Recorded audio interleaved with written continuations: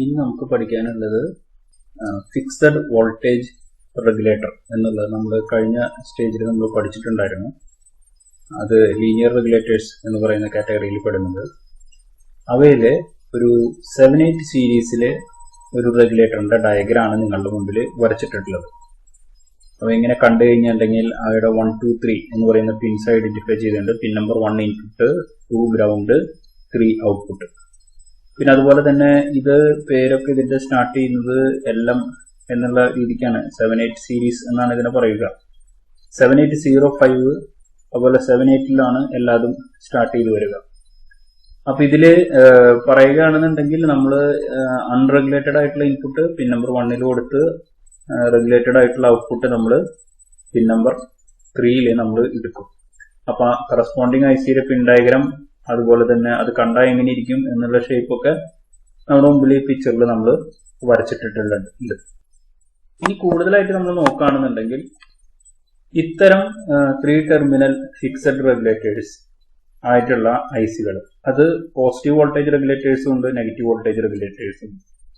ഈ positive voltage regulators ഒക്കെ 7/8 എന്ന നമ്പറിലാണ് തുടങ്ങുക. Negative voltage regulators, fixed negative voltage regulator ഒക്കെ സ്റ്റാർട്ട് ചെയ്യുന്നത് 7/9 എന്നുള്ള നമ്പറിലുമാണ്.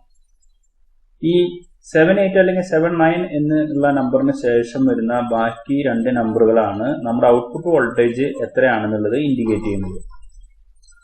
ഇപ്പോൾ 7/8 സീരീസ് ആണെങ്കിൽ 7805, 7806, 08 എന്നൊക്കെ പറഞ്ഞിട്ടുണ്ടെങ്കിൽ അവസാനത്തെ 2 ഡിജിറ്റ് എത്ര വോൾട്ടിലാണ് റെഗുലേറ്റ് ചെയ്യുന്നത് എന്നുള്ളതാണ് കാണിക്കുന്നത് വരുന്നത്. അതുപോലെ 7/9ലും അതുപോലെ തന്നെ സിമിലർ ആയിട്ട് തന്നെ ഇരിക്കും.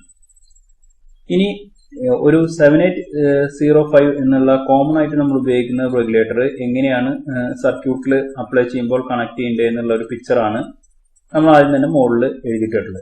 അപ്പൊ അത് പ്രകാരം ഒരു 100 നാനോ ഫാരഡിന്റെ ഒരു കപ്പാസിറ്റർ ഇൻപുട്ട് സൈഡിൽ കണക്ട് ചെയ്യുന്നു. 100 നാനോ ഫാരഡിന്റെ ഒരു കപ്പാസിറ്റർ ഔട്ട്പുട്ട് സൈഡിലും കണക്ട് ചെയ്തിട്ടുണ്ട്.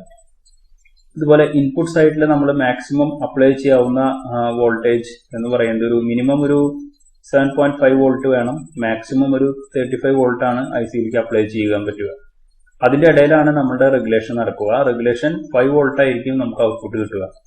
7.5 കൊടുത്താലും 5 വോൾട്ട് തന്നെ കിട്ടും, 35 കൊടുത്താലും 5 വോൾട്ട് തന്നെ നിൽക്കണം. അതാണ് ICയുടെ ഒരു വർക്കിംഗ് എന്ന് പറഞ്ഞാൽ ഉദ്ദേശിക്കുന്നത്. ഔട്ട്പുട്ടിൽ ഇൻപുട്ട് വോൾട്ടേജ് മാറിയാലും ഔട്ട്പുട്ട് വോൾട്ടേജ് കോൺസ്റ്റന്റ് ആയിരിക്കും. അതുപോലെ ലോഡിൽ വേരിയേഷൻ ഉണ്ടായാലും ഔട്ട്പുട്ട് വോൾട്ടേജ് കോൺസ്റ്റന്റ് ആയി നിൽക്കണം.